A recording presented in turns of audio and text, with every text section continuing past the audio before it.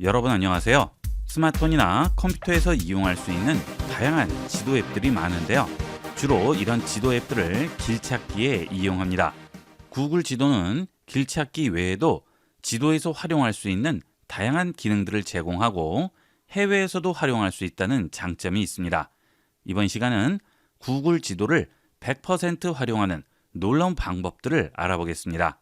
구글 지도를 제외한 다른 앱들은 우리나라에 국한된 앱이기 때문에 우리나라의 지도만 확인할 수 있는 반면 이 구글은 세계적인 업체이기 때문에 전 세계 지도 정보를 모두 가지고 있죠.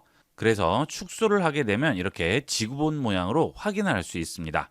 그리고 내 위치는 여기에 나오고 있죠. 이렇게 전 세계 어디든 원하는 곳을 확대해서 확인할 수 있고요. 확대하는 방법은 마우스 휠을 돌리게 되면 이런 식으로 마우스가 위치한 부분이 확대가 되죠. 마우스를 일본 쪽에 위치하면 일본 쪽이 확대가 되고 우리나라에 놓고 휠을 돌리게 되면 우리나라가 확대가 되겠죠. 그 다음 이동은 마우스 클릭해서 드래그 하시면 이동할 수 있습니다. 그 다음 좌측에 있는 사이드바 상단에 보시면 줄 3개 버튼이 나오죠. 여기에 보시면 여러 가지 메뉴가 나오는데요. 저장됨 들어가시면 내가 방문했던 장소들이 나오게 됩니다. 그리고 여행 계획을 짤 때 장소를 검색해서 동선을 확인한 다음 목록에 저장한 내용들이 보이게 되죠. 제가 예전에 검색해서 저장한 목록들이 보이게 되죠. 여기에 보시면 가족여행이라고 있는데요. 클릭해 보시면 제가 가족여행 갔을 때 방문했던 장소들이 여기에 보이게 됩니다. 이 경우는 제가 따로 가족여행이라고 목록으로 만들어 놓은 거죠. 이 목록은 내가 만들지 않으면 자동으로 추가되지는 않습니다. 내가 목록으로 추가를 해야지만 목록에 나오게 되겠죠. 목록 생성은 상단에 있는 새 목록 버튼을 누르시고 검색했던 장소들을 추가해 주시면 됩니다. 자, 이 목록 추가해서 이용하는 방법은 잠시 후에 다시 보도록 하겠습니다. 자, 그 다음에 방문한 장소를 누르시면 내가 방문했던 장소들이 시간대별로 나오게 되죠. 그걸 타임라인이라고 부르죠. 저는 지금 타임라인이 꺼져 있는데요. 타임라인을 이용을 하기 위해서는 해당 기능을 설정해서 켜주셔야 됩니다. 타임라인을 켜주게 되면 내가 이동한 그 구간들이 전부 하나로 방문한 장소에 묶여서 나오게 됩니다. 자, 이런 것들은 나중에 여행을 다녀와서 어디를 다녔는지 내가 여행에서 어떤 것들을 했는지 확인할 때 좀 더 편리하게 이용할 수 있겠죠. 자, 타임라인 열기 해보겠습니다. 웹브라우저에서 더 이상 타임라인 사용할 수 없다고 하죠. 타임라인은 이제 스마트폰에서만 확인할 수 있도록 정책이 바뀌었습니다. 그래서 타임라인을 확인할 때는 스마트폰에서 이용해야 됩니다. 자, 이것도 잠시 후에 다시 한번 보도록 하겠습니다. 자, 그 다음은 지도 눌러보시면 내 지도에서 지도를 만들고 관리한 항목들이 나오게 되는데요. 자, 아래쪽에 보시면 지도 만들기라고 있고요. 여기서 내가 지도를 따로 만들 수 있습니다. 이것도 잠시 후에 다시 보도록 하겠습니다. 이렇게 해서 기본적인 지도 사용법을 확인했는데요. 요즘 여행 다니시는 분들 많으시죠? 여행 가실 때 제일 시간이 걸리고 어려운 부분이 일정 짜고 숙소 정하는 그런 세부 계획인데요. 일정을 잘못 짜서 즐거운 여행 망치는 분들이 계십니다. 이번 시간은 여행 일정과 동선을 구글 제미나이와 구글 지도를 이용을 해서 만들고 실제 활용하는 방법을 알아보겠습니다. 요즘 대한민국 다낭이라고 할 정도로 베트남 다낭으로 여행 가시는 분들 많으신데요. 다낭으로 여행 간다고 가정을 하고 일정을 짜고 구글 지도를 활용해 보도록 하겠습니다. 자, 구글 제미나이 실행합니다. 그 다음 다낭 3박 4일 4인 가족 여행 일정 만들어 달라고 했는데요. 자, 이렇게 3박 4일로 여행 일정을 만들어 줬죠. 자, 그러면 이걸 이용을 해서 구글 지도에서 목록을 생성해 보도록 하겠습니다. 자, 구글 지도에서 다낭부터 검색을 해 보도록 하겠습니다. 자, 그러면 바로 베트남 다낭이 나오고 있죠. 자, 다낭 공항에서 내려야 되겠죠. 자, 다낭 공항에서 내린 다음 숙소로 이동을 해야 되죠. 자, 다낭 공항으로 다시 검색합니다. 여기가 다낭 공항이죠. 자, 이렇게 검색을 하게 되면 검색한 장소에 대한 정보가 나오게 됩니다. 자, 여기서 저장을 해줍니다. 자, 그러면 어디에 저장할지 물어보죠? 자, 새 목록을 눌러서 저장을 해보겠습니다. 자, 새 목록 누르시고요. 다낭 여행으로 목록을 만들겠습니다. 자, 그러면 지금 저장되고 있죠. 다낭 여행 목록에 지금 공항이 저장이 된 상태예요. 그 다음 숙소를 지정을 해야 되겠죠. 구글 제미나이에서 추천한 미케 비치 근처 리조트로 검색을 해보도록 하겠습니다. 미케 비치로 검색을 합니다. 그러면 미케 비치가 확대가 돼서 나오죠. 여기에서 숙소를 검색할게요. 자, 상단에서 호텔 선택합니다. 그러면 주변에 있는 숙소들이 전부 보이게 되고요. 가격까지 전부 나오고 있죠. 되도록이면 해변가 호텔이 더 좋겠죠. 자, 해변가 근처에 가격대를 생각을 해서 좋은 호텔이 있으면 지정을 해보도록 하겠습니다. 고객 평점을 기준으로 검색을 해볼까요? 상단에 고객 평점 누르시면 점수들이 나오고 있죠. 4.5점으로 지정을 해보겠습니다. 그러면 4.5점 평점의 호텔들만 보이게 되겠죠. 그 다음 브랜드도 지정을 할 수 있습니다. 원하는 브랜드가 있으면 여기서 설정을 해주시면 돼요. 자, 그 다음에 호텔 등급도 지정할 수 있죠. 저는 4성급, 5성급 선택을 해볼게요. 자, 그러면 4성급, 5성급 중에 4.5점 평점 이상 되는 곳들만 보여주고 있죠. 되도록이면 해변에 위치한 숙소가 경치가 더 좋겠죠. 자, 그래서 앞서 검색한 미카 해변 근처에 있는 해변가의 숙소를 찾아보도록 하겠습니다. 숙소에 마우스를 얹으면 해변으로 접근하는 경로를 보여주게 되죠. 자, 이런 식으로 접근하게 되네요. 그 다음 이쪽에 있는 숙소도 보면 해변에 이런 식으로 접근하게 되어 있는 것 같습니다. 해변은 이곳을 이용을 해서 접근하는 것 같은데요. 저는 여기 있는 이 숙소를 선택을 해보려고 합니다. 여기 있는 숙소에 대한 정보는 마우스를 해당 숙소 위에 얹게 되면 이렇게 팝업 창이 뜨게 되고요. 여기는 화살표를 이용해서 사진을 확인할 수 있고 사진을 클릭하게 되면 좀 더 자세한 정보를 확인할 수 있죠. 자, 정보 눌러보시게 되면 여러 가지 제공되는 서비스라든지 호텔 정보를 보여주고요. 리뷰를 누르시면 그 호텔에서 묵었던 사람들이 쓴 리뷰도 확인할 수 있죠. 위치도 좋고 직원들도 친절했다고 합니다. 시설도 깨끗하다고 하네요. 수영장도 2개라고 하고요. 전반적으로 평이 상당히 괜찮습니다. 자, 그러면 이곳을 숙소로 잡도록 하겠습니다. 마우스를 숙소 위에 얹고요. 여기 있는 저장 버튼 누릅니다. 그러면 또 저장이 되겠죠. 자, 이렇게 내가 검색한 장소나 저장한 장소는 좌측 사이드바에 보시면 이렇게 저장이 되어 있습니다. 마우스를 얹게 되면 앞서 검색한 미카 비치, 호텔 다낭 전부 보이게 되죠. 이렇게 저장된 곳들을 나중에 목록으로 묶어서 따로 저장을 해두시면 여행 가실 때 굉장히 편리하게 이용할 수 있겠죠. 다시 제미나이로 오신 다음 이번에는 식당도 정보를 보여주고 있죠. 추천 식당이 마담란 콩카페라고 하네요. 자, 마담란을 한번 찾아보도록 할까요? 마담란으로 검색했습니다. 자, 그러면 바로 마담란 카페가 나오죠. 이곳에 대한 사진이 여기에 나오고 있죠. 사진 보기 누르시면 사진 정보를 전부 확인할 수 있습니다. 상당히 괜찮네요. 시설도 좋고 깔끔한 것 같습니다. 자, 그 다음 여기서 메뉴도 확인할 수가 있죠. 전체 메뉴도 전부 확인할 수 있어요. 판매하고 있는 이런 요리들이 다 보이고 있죠. 여기서 참고하셔도 되겠습니다. 그 다음 분위기라든지 주스, 수프, 볶음밥, 국수 여러 가지 있죠. 그 메뉴마다 사진도 확인할 수 있습니다. 자, 이것은 업체에서 어떤 식으로 올렸는지에 따라서 제공이 될 수도 있고 되지 않을 수도 있습니다. 이 업체는 구글에 굉장히 신경을 써서 올려놓은 것 같죠? 이것도 저장을 해둘까요? 다낭 여행에 저장을 하겠습니다. 자, 그 다음 다시 제미나이로 들어가서 방문할 곳들도 찾아보시면 되겠죠. 다낭 대성당과 한시장을 늦은 오후에 방문해보라고 하네요. 자, 다낭 대성당도 검색을 해볼까요? 다낭 대성당 검색합니다. 자, 위치가 여기에 있네요. 자, 우리가 묵는 곳은 이쪽이죠. 거리가 약간 떨어져 있네요. 이것도 저장을 하도록 하겠습니다. 그 다음 한시장이 구경할 거리가 있다고 했죠. 한시장으로 검색했습니다. 자, 이곳이 한시장인가 봐요. 여기는 로컬 푸드인 것 같아요. 여기에 보시면 여러 가지 음식점들이 많죠. 재미나이에서 얘기하기로는 한강 주변에 분위기 좋은 레스토랑 루프탑이 있다고 하죠.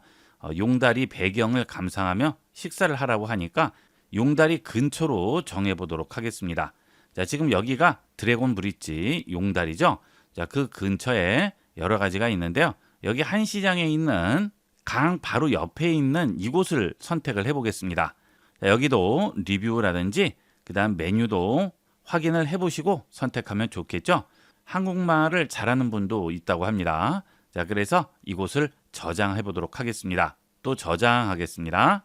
자, 이렇게 저장을 하게 되면 좌측에 지금 검색했던 장소들이 하나로 묶여서 나오게 됩니다. 자, 이걸 선택을 하세요. 그러면 지금 제가 검색한 장소들이 전부 보이게 되죠. 이렇게 일단 전부 검색을 한 다음 그 다음 하나로 묶어서 목록으로 저장을 하시면 돼요. 자, 일단 다낭이라는 것은 그냥 목적지로 검색을 한 것이기 때문에 다낭은 필요 없죠. 그래서 이것은 삭제하겠습니다. 그 다음 공항이라든지 호텔, 음식점, 관광지들은 그대로 놔두고요. 그냥 목적지 검색으로 찾은 곳은 지우면 되겠죠. 삭제하겠습니다. 자, 그러면 우리가 방문할 곳을 검색한 것만 남죠. 자, 여기서 모두 선택을 하시고요. 저장을 합니다. 그리고 다낭 여행으로 저장을 할게요. 자, 그러면 제일 위쪽에 다낭 여행이라고 나와요. 여기를 선택합니다. 자, 그러면 그 장소들을 이렇게 클릭하셔서 한 번에 확인할 수 있습니다. 자, 전부 한 번에 확인할 수 있죠. 자, 그 다음 지도상에서 내가 지금 검색해서 목록으로 묶어 놓은 곳들은 이렇게 위치 표시가 동그라미 표시로 나오게 됩니다. 자, 그렇죠. 나머지는 어떤 곳인지 보여주는 아이콘이 나오는데요. 제가 검색했던 곳들은 이렇게 동그라미 위치 표시가 나오죠. 자, 그러면 전체적인 위치를 확인할 수 있죠. 자, 그리고 해당 위치에 마우스를 클릭하지 않고 얹기만 하면 모양이 이렇게 바뀌게 됩니다. 자, 여기 바뀌죠? 마우스를 얹으면서 어떤 식으로 이동해야 할지 확인을 할 수 있습니다. 자, 그 다음 이 상태에서 장소를 또 추가하려면 여기서 장소 추가하시면 되겠죠. 자, 우리는 공항에 도착해서 숙소로 이동을 할 거죠. 자, 여기 있는 공항에서 숙소까지 이동을 하겠죠.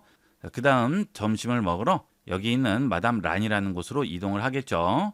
그 다음 성당을 관광하고 시장을 구경한 다음 거기에 있는 음식점에서 식사를 하고 다시 호텔로 돌아오게 되겠죠. 자, 이런 식으로 전체적인 경로를 한눈에 지도에서 확인할 수 있습니다. 그 다음 해당 장소에 대한 기본적인 정보들은 여기 있는 메모를 누르시면 메모를 추가할 수가 있습니다. 자, 이런 식으로 1일차, 2일차 구분을 해서 저장을 해두시면 여러분이 이동할 때 훨씬 편리하게 이동할 수 있고요. 그 다음 여행을 다녀왔을 경우에는 미리 이렇게 목록으로 만들어 놓은 곳들이 그대로 나오게 되고요.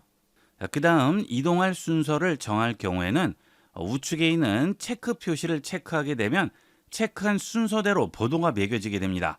자, 제일 첫 번째로 공항에 도착하겠죠. 자, 그러면 1이라고 나오게 됩니다. 그리고 두 번째는 호텔로 갑니다. 2라고 바뀌었죠.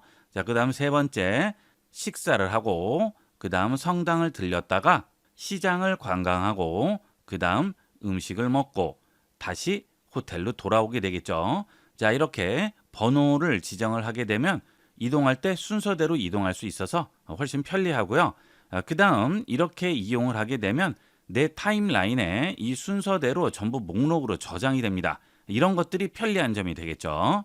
그 다음 이렇게 순서를 정하고 아래쪽을 보시게 되면 경로 버튼이 나오게 되는데요. 경로를 누르시게 되면 어떤 경로로 이동할지도 전부 나오고 있죠.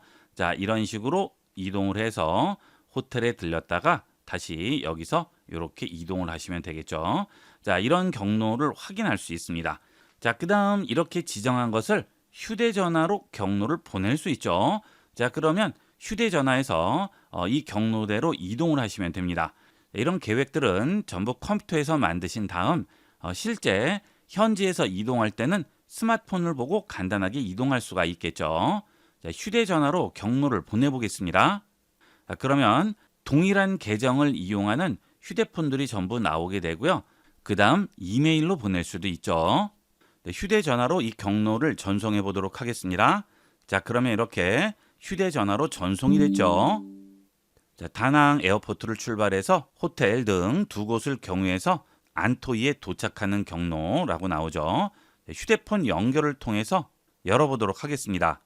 자, 지금 휴대폰으로 해당 내용이 전송이 됐는데요. 휴대폰에 그대로 나오고 있죠. 자, 그 다음 자동차 열어보시면 자동차로 이런 식으로 출발한다고 나오고요. 그 다음 대중교통도 이용할 수 있고 도보도 나오고 있습니다. 자, 지도상에는 거리가 굉장히 먼 것 같지만 도보 거리를 보니까 생각보다 그렇게 멀지는 않은 것 같아요. 이런 식으로 미리 여행 전에 전체적인 계획을 짜시고 경로도 지정을 하신 다음 목록으로 만들어서 저장을 해서 스마트폰으로 전송을 하면 현지에서는 스마트폰만 보고 이동을 할 수가 있겠죠. 우리나라에서는 아직 이 내비게이션 기능이 제공이 되고 있지 않지만 해외여행을 하실 때는 이 내비게이션 기능이 제공이 돼서 바로 연동해서 내비게이션으로 이동을 할 수 있겠죠. 우리나라에서 이런 식으로 이동을 하실 경우에는 일단 이렇게 전체 여행 계획을 짜신 다음 이 경로대로만 이동을 하시면 내가 이동한 경로가 전부 보이게 됩니다. 그래서 나중에 타임라인에 들어가셔서 어떤 식으로 여행을 했는지도 전부 확인이 가능하죠. 그 다음 그곳에서 사진을 찍으면 사진도 같이 목적지에 첨부가 됩니다. 이런 것들이 구글 지도의 최고의 장점이라고 할 수 있겠죠. 이렇게 해서 이번 시간은 구글 지도의 기본 이용법과 구글 지도로 여행 계획을 짜서 경로를 만들고 스마트폰과 연동하는 방법에 대해서 알아봤습니다. 여행 계획이 있으시면 미리 구글 지도에서 제대로 된 계획을 짜시고 여행할 때 활용해 보도록 하세요. 혹시 네이버 지도를 길 찾기에만 이용하고 계신가요? 이번 시간은 네이버 지도의 핵심 기능들을 마스터하고 길 찾기부터 맛집과 장소 탐색 등 네이버 지도의 100% 활용 노하우를 알아보겠습니다. 우선 실제 운행 시에 네이버 내비의 정보를 확인하는 방법을 알아보겠습니다. 자, 지금 운행하는 화면을 보시게 되면 앞쪽 사거리에서 사고 다발 지역이라는 표시가 나오죠. 자, 그리고 사거리까지의 거리 표시도 이렇게 보여지게 됩니다. 그 다음 상단에 보시면 속도 표시도 나오게 되죠. 자, 이렇게 운행 화면을 잘 보시게 되면 많은 정보를 볼 수가 있어요. 자, 그 다음 아래쪽에 보시게 되면 현재 좌회전할 수 있는 곳까지의 거리 표시가 여기에 나오게 됩니다. 자, 그 다음 사거리에 보시면 30이라는 표시가 보이죠. 이렇게 속도 제한이 있는 경우에는 표시가 나오게 되기 때문에 화면을 잘 보시면서 이동을 하셔야 되겠고요. 자, 그 다음은 우측에 보시면 전체 경로 중에 중간에 사고나 또는 도로에 문제가 있다는 표시판이 여기에 보이게 되죠. 자, 이런 것들도 운행을 하실 때 참고하시면 좋겠죠. 자, 그 다음 다시 신호등과 속도 제한 표시 나오죠. 자, 신호등과 60도로가 같이 포함이 되어 있고요. 거기까지의 거리가 여기에 나오게 됩니다. 운행을 하실 때 이 정보를 잘 보셔야 돼요. 혹시나 단속이 돼서 필요 없는 벌금이 청구가 될 수 있으니까 잘 확인을 하시고요. 자, 그 다음에 60 표시 지난 다음에 화살표가 우측으로 꺾여 있죠. 자, 그 경우는 이렇게 위쪽에 표시가 나오게 되면서 어떤 도로로 주행할지 여기에 정보를 보여주게 되겠죠. 자, 그 다음 아까 봤던 사고 표시 같은 게 여기 보이네요. 자, 그리고 여기에 사고라고 보이게 되죠. 거리도 보이게 됩니다. 자, 이게 어떤 건지 한번 터치를 해서 보도록 하겠습니다. 자, 터치를 했더니 사고라고 하고 도로 파손 포털 정보라고 하죠. 주의 운전하라고 합니다. 자, 이렇게 사고 표시만 나오는 게 아니고요. 도로에 문제가 있을 때라든지 주위 환경에 뭔가 문제가 있을 경우도 이런 표시가 나오게 됩니다. 그 경우 손으로 터치해서 정보를 확인할 수 있죠. 주행 중에 경로상에 이런 표시가 나올 때는 꼭 한번 터치를 하셔서 어떤 문제인지 확인을 해보고 운행을 하셔야 되겠습니다. 자, 그 다음 지금 빨간색으로 깜빡이죠. 이것은 속도 제한 구역이네요. 이렇게 빨간색이 나왔을 때는 본인이 제한 속도보다 더 많이 달리고 있는 거니까 꼭 그런 것들을 주의해서 이용을 하셔야 되겠습니다. 톨게이트 나오네요. 자, 거리와 그 다음에 비용도 아래 보이게 되죠. 자, 그 다음에 통행료가 얼마라고 중앙에 크게 표시가 됩니다. 자, 그 다음 경로 중간에 보시게 되면 이렇게 의왕이라는 화살표가 나오게 되면서 크게 표시가 되죠. 경로 중간에 이렇게 표시가 나와서 지도만 잘 보시면 훨씬 안전하게 운행을 하실 수가 있겠습니다. 자, 그 다음 이렇게 톨게이트를 지날 경우에는 하이패스와 일반 톨게이트 표시가 따로 나오게 되죠. 하이패스가 127번이네요. 운행하실 때 톨게이트를 지나실 경우 이렇게 미리 하이패스와 하이패스가 아닌 부분 확인을 하시고 미리 차선을 이동해서 움직이시면 안전하게 운행을 할 수 있어요. 네이버 지도는 구글 플레이 스토어에서 네이버 지도로 검색하시면 바로 설치할 수 있죠. 자, 네이버 지도 실행합니다. 네이버 지도를 제대로 이용하려면 네이버 계정을 가지고 계시면 좀 더 다양하게 이용할 수 있습니다. 그래서 네이버 계정이 없으신 분들은 계정부터 생성을 해 주셔야 되겠습니다. 네이버 지도를 실행하면 이런 화면이 나오게 되죠. 이 네이버 지도는 지속적으로 업데이트가 되기 때문에 매번 화면 구성이나 레이아웃이 조금씩 바뀌게 됩니다. 많이 바뀌지는 않지만 부분 바뀌는 부분들이 있기 때문에 그때그때 확인을 해 주셔야 돼요. 일단 중앙에 본인의 위치가 나오게 되죠. 여기 있는 파란색 동그라미가 본인의 위치고 앞쪽에 있는 화살표가 본인이 향하고 있는 방향이 되겠습니다. 혹시 이 방향이 제대로 잡히지 않을 경우에는 스마트폰 뒷면을 땅과 평행으로 두신 다음 그 상태에서 크게 팔자를 그려주시면 위치를 제대로 찾게 됩니다. 방향이 제대로 나오지 않을 경우에는 그런 식으로 위치를 다시 잡아주시면 되겠습니다. 자, 그 다음 아래쪽 창을 이렇게 열어줄 수 있죠. 자, 여기에 보시면 현재 본인 위치가 나오고 있죠. 그 다음 주변에서 많이 찾는 장소들이 나오고 있습니다. 저 같은 경우는 제 위치 근처에서 스타필드라든지 성곽길, 타임빌라스 여러 가지가 나오고 있죠. 그리고 그 아래쪽에 거리도 보여주게 됩니다. 그 아래쪽을 보시면 5위에서 10위까지도 확인을 할 수가 있죠. 그 다음 더 내려가시면 5위에서 10위까지의 사람들이 많이 찾는 장소들 정보도 보여주게 됩니다. 여기서 한 군데를 선택을 해 보도록 할까요? 타임빌라스 여기 선택을 해 보겠습니다. 자, 그러면 이렇게 위치가 나오게 되고요. 아래쪽에 별점과 리뷰도 확인할 수 있죠. 그 다음 영업 종료 시간이라든지 거리, 정확한 주소도 확인할 수 있고요. 전화를 눌러서 바로 전화를 걸 수도 있습니다. 이 선택한 장소에 문의사항이 있을 경우에는 전화 버튼을 눌러서 바로 전화를 거시면 되겠죠. 이런 쇼핑몰이라든지 음식점 이런 곳에 예약이나 문의사항이 있을 경우 네이버에서 일일이 찾아서 전화하고 하시는데요. 그럴 필요 없이 이 지도에서 해당 장소를 검색하신 다음 전화 버튼 누르면 바로 전화가 연결이 됩니다. 그 다음 아래쪽에 보시면 리뷰도 확인할 수가 있죠. 리뷰에 보시면 여러 가지 방문자들의 평가들을 확인할 수 있습니다. 그 다음 해당 장소에서 찍은 사진도 확인할 수 있고요. 주변 정보들도 여기서 확인이 가능합니다. 그리고 홈페이지 주소도 나오고 있죠. 그 다음에 이렇게 원하는 장소를 찾아가야 할 때 초행길일 경우에는 차량으로 이동할 때 헷갈리는 경우가 있죠. 자, 그럴 때 미리 지도나 거리 뷰를 확인을 하시고 이동하시면 주차장 정보라든지 그 주변 상황을 알 수 있어서 훨씬 쉽게 이동할 수 있습니다. 여기서 거리 뷰를 누르시게 되면 아래쪽은 지도를 확인할 수 있고 위에서는 실제 거리 뷰를 확인할 수 있죠.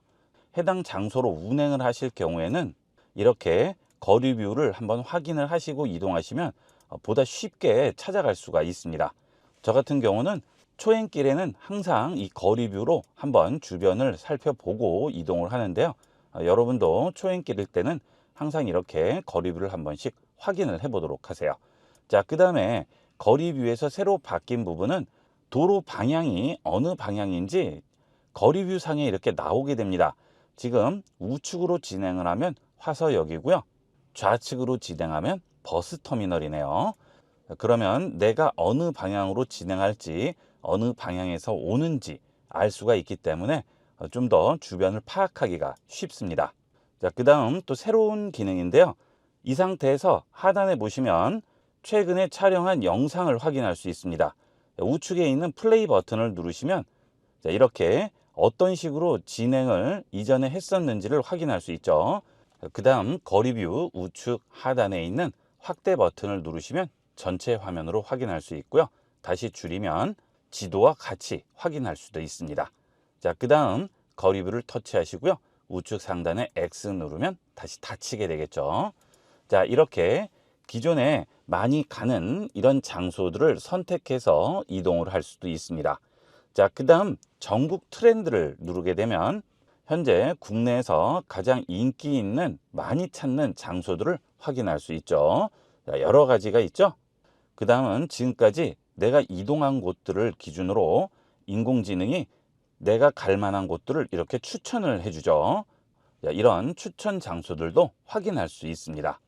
창을 아래로 내리게 되면 이제 지도 기능을 이용을 할 수가 있죠. 그 다음은 지도 화면을 보도록 하겠습니다. 상단을 보시면 여러 가지 장소 카테고리들이 나오게 되죠.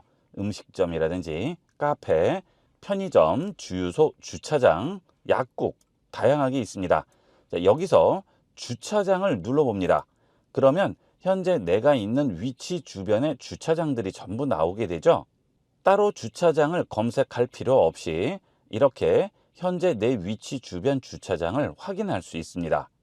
그 다음 지금 여기에 있는 카테고리들은 내가 있는 위치 주변에 대한 정보들을 보여주는 것인데요.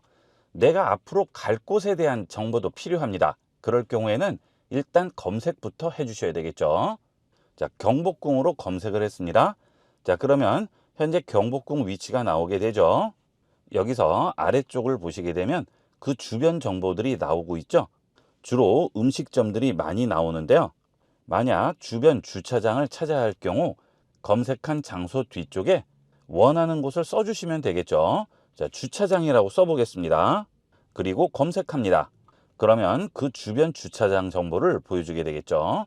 자, 그 다음 편의점이라고 치면 주변 편의점도 보여주게 되겠죠.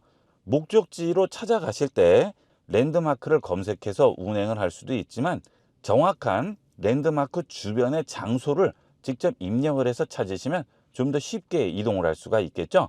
주변 주차장을 검색해서 주차장 정보를 확인을 하시고 이동을 하시면 좀 더 편리합니다. 자, 주차장을 확대해서 찾아볼게요. 자, 그러면 여러 주차장들이 나오게 되는데요. 여기서 경복궁 주차장을 선택을 했습니다. 자, 그러면 경복궁 주차장에 대한 정보가 나오게 되죠. 여기서 도착을 누르면 경복궁 주차장으로 바로 운행이 되겠고요. 자, 그 다음에 리뷰라든지 사진, 주변도 확인할 수 있고 앞서 말씀드린 대로 거리뷰가 나오기 때문에 거리뷰에서 한번 확인을 하시고 이동하시면 좀 더 편리하게 이동을 할 수 있겠습니다. 자, 그 다음 상단에 있는 별 표시를 누르면 자주 가기를 지정을 할 수 있죠. 자, 그러면 자주 가기 목록에서 한 번에 찾을 수 있어요. 자주 이동하는 장소의 경우에는 이렇게 미리 표시를 해주시면 좀 더 쉽게 이동할 수 있고요. 리뷰도 한 번씩 읽어보시면 많이 도움이 됩니다. 일찍 가면 자리가 있다고 하고 주차 공간이 넓다고 하죠. 매표소에 가기에 제일 가깝다고 하죠. 이런 식으로 리뷰도 한 번씩 읽어보시면 실제 주차할 때도 많이 도움이 되겠죠. 그러면 실제 목적지로 검색을 해보도록 하겠습니다. 장소에 터치한 다음 직접 입력을 해도 되고요. 우측에 있는 마이크 버튼을 눌러서 음성으로 검색할 수도 있죠. 자, 음성으로 해보도록 할까요? 창덕궁. 그러면 아래쪽에 내가 말한 목적지가 나오게 되죠. 여기서 길 찾기 누릅니다. 그러면 상단에 현재 내 위치가 나오고 아래쪽에 도착지 입력이라고 나오게 됩니다. 자, 그리고 그 아래쪽에는 대중교통, 내비게이션, 도보, 자전거 네 가지 종류가 나오죠. 여기서 내비게이션을 선택합니다. 그러면 이렇게 전체 경로를 확인할 수 있고요. 실시간 추천이 우선으로 나오게 되죠. 자, 아래쪽에 보시면 실시간 추천, 큰 길, 무료, 거리, 그 다음 그 외에 다른 경로를 보여주게 됩니다. 주로 운행을 하실 때 실시간 추천을 많이 이용을 하시죠. 자, 그런데 시간만 보지 마시고요. 아래쪽에 거리도 한번 확인을 하시면 좀 더 빠르게 이동할 수 있습니다. 실시간 추천은 1시간 29분인데 42km인데요. 거리 우선은 37km인데 1시간 35분이죠. 대략 5분 정도 차이 나는데 거리는 좀 더 가깝습니다. 그 대신 통행료가 조금 더 나오죠. 그 다음 우면산로는 2분이 더 줄었네요. 우면산로를 선택을 해 보겠습니다. 자, 그러면 우면산로 경로가 나오게 되고, 우면산의 경우에는 중간에 공사를 하고 있죠. 자, 확대를 해 보겠습니다. 중간에 공사하는 곳이 두 군데나 있네요. 자, 이래서 시간이 더 걸리는 것 같습니다. 실시간 추천의 경우에는 중간에 막히는 곳이 더 많은 것 같습니다. 자, 이렇게 확인을 해 보시고 판단해서 이동을 하시면 되겠죠. 자, 우면산로 선택해 보시면 이렇게 돌아가지 않고 바로 가는 대신에 공사 구간이 두 군데가 있는 거죠. 자, 이 경우는 아래쪽에서 나중에 출발을 선택합니다. 그러면 소요되는 시간을 확인할 수 있습니다. 자, 30분 후에 출발하면 5분이 더 짧아지고요. 1시간 후는 33분하고 비슷하게 걸리죠. 자, 그 다음 1시간 30분 후에는 2분이 더 짧아지고 2시간 후에는 5분이 짧아지겠죠. 이 경우는 30분 후에 출발하는 것이 좋겠죠. 자, 그 다음 실시간 추천을 선택하고요. 나중에 출발을 또 선택해 보겠습니다. 자, 이때는 30분 후에는 5분이 더 짧아지고 2시간 후에 5분이 짧아지네요. 앞서 우면산로나 추천 경로나 거의 비슷하다는 얘기죠.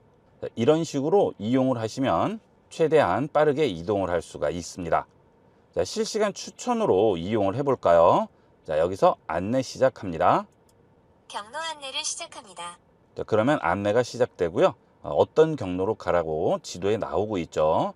자, 여기서 손가락 두 개를 터치해서 화면을 위쪽으로 밀어줍니다. 자, 터치해서 위쪽으로 밀어주면 지도가 뒤쪽으로 눕게 되면서 3D 상태를 볼 수가 있고요. 다시 손가락 두 개를 터치해서 앞쪽으로 당기게 되면 2D 화면으로 나오게 되겠죠. 그 다음 내 위치로를 누릅니다. 그러면 우측에 전체 경로가 나오게 되죠. 중간에 막히는 곳이라든지 지체되는 곳들을 전부 확인할 수 있습니다. 초록색은 원활이고요. 주황색은 지체, 빨간색은 정체죠. 자, 그 다음 우측에서 주차장을 선택합니다. 그러면 도착지 주변에 주차장 확인할 수 있죠. 앞서 말씀드린 것처럼 도착지 근처에 주차장을 미리 검색해서 이동을 할 수도 있지만 도착지로 검색한 다음 주변 주차장을 확인할 수도 있겠죠. 아래쪽에 보시면 주차장들이 여러 개 나오는데요. 거리가 좀 많이 떨어져 있죠. 도보로 139분 8.3km나 된다고 하네요. 자, 이럴 경우에는 곤란하죠. 자, 그 다음에 이렇게 주차장이 있을 경우에는 실시간 예약도 가능합니다. 여기서 주차장을 선택해 보겠습니다. 자, 그리고 여기에 주차 눌러줍니다. 그러면 목적지가 주차장으로 바뀌겠죠. 자, 그 다음 주유소 버튼 누릅니다. 그러면 경로 중간에 있는 주유소들이 나오게 됩니다. 주유소의 경우에는 도착지 근처가 아니고 이동하는 경로 중간에 있는 주유소들을 보여주게 되는 거죠. 자, 이렇게 주유소를 선택을 해주시면 실제 지도상의 주유소 위치를 보여주게 됩니다. 자, 전부 주유소 확인할 수 있죠. 자, 그 다음 도착지를 변경을 해보도록 할까요? 자, 우측에 있는 돋보기 버튼을 누르시고 도착지를 변경해 주시면 되겠죠. 자, 또는 상단에 있는 마이크 버튼을 누르고 도착지를 다시 지정해 주시면 됩니다. 운행 중에는 키보드로 입력하기 곤란하죠. 자, 그럴 때는 이 음성 버튼을 이용을 하시면 좀 더 안전하게 이용을 할 수 있겠죠. 자, 음성 입력 선택하고요. 창덕궁 몇 번째 장소로 안내할까요? 첫 번째. 자, 그러면 경로가 다시 창덕궁으로 바뀌었죠. 자, 그리고 현재 운행 중에 경부 고속도로 상태도 보여주게 되네요. 자, 그걸 터치하시면 고속도로 상태 확인할 수 있습니다. 자, 그 다음 이렇게 지도를 터치해서 움직이시면 가는 경로를 지도에서 확인할 수가 있겠죠. 자, 그 다음 언제든지 지도를 움직였을 때는 내 위치로를 눌러서 현재 내 위치를 지도 중앙으로 움직일 수가 있고요.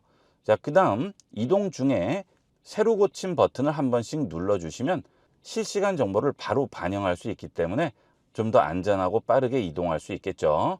실시간 버튼 한번 눌러줍니다. 특히 이 실시간 버튼은 기존 경로로 계속 안내합니다.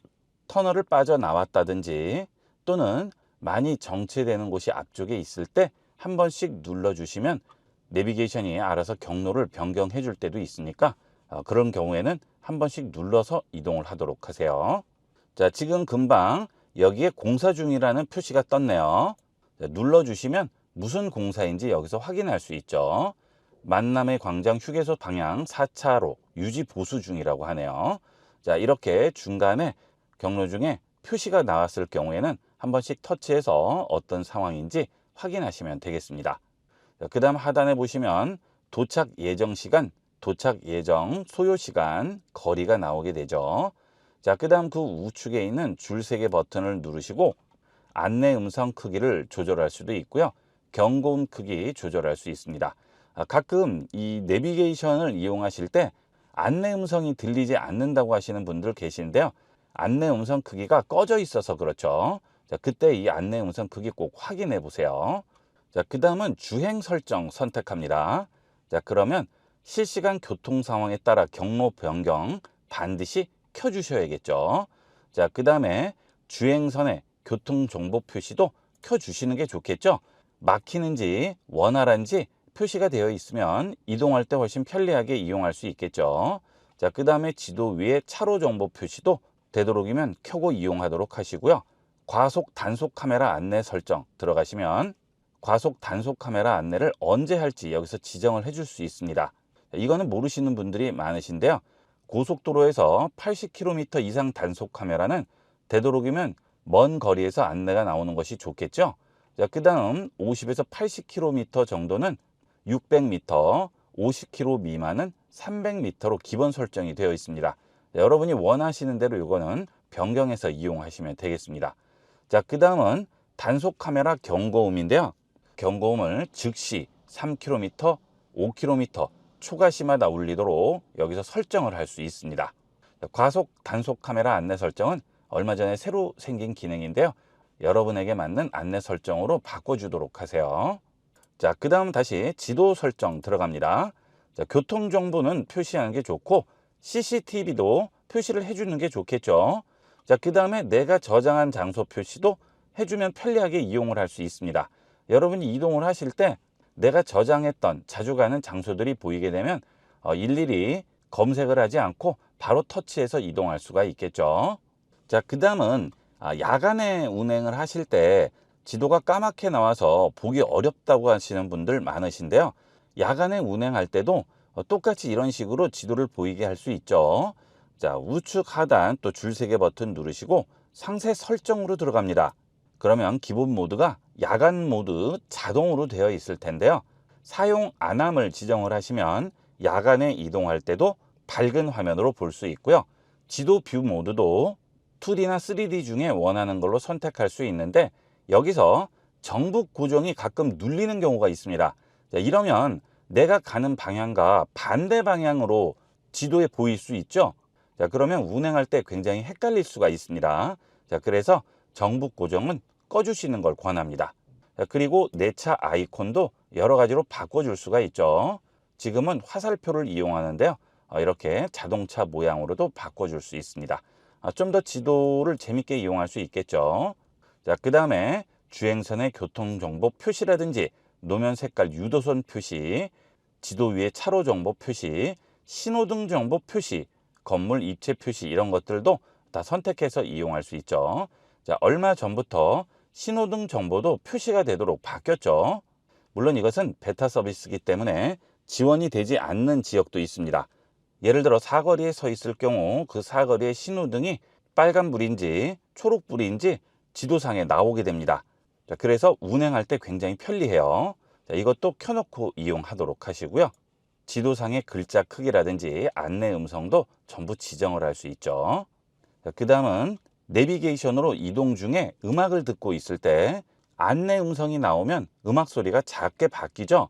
그런데 나는 음악 소리 변경을 하고 싶지 않아요. 자, 그럴 때 여기 있는 안내시 미디어 자동 조절을 꺼주시면 됩니다. 그러면 안내 멘트가 나올 때도 음악 소리는 그대로 유지가 됩니다. 자, 그리고 실시간 교통 상황에 따라 경로 변경 앞서 말씀드린 대로 반드시 켜고 이용을 하셔야 되겠죠. 이렇게 해서 네이버 지도 앱의 내비게이션 기능과 여러 가지 부가 기능들에 대해서 알아봤는데요. 내비게이션들 많이 이용을 하시죠. 제대로 알고 이용을 하셔야 좀 더 빠르고 편리하게 이동할 수가 있겠죠. 여러 가지 다양한 기능들 꼭 확인하시고 안전하게 운행하도록 하세요.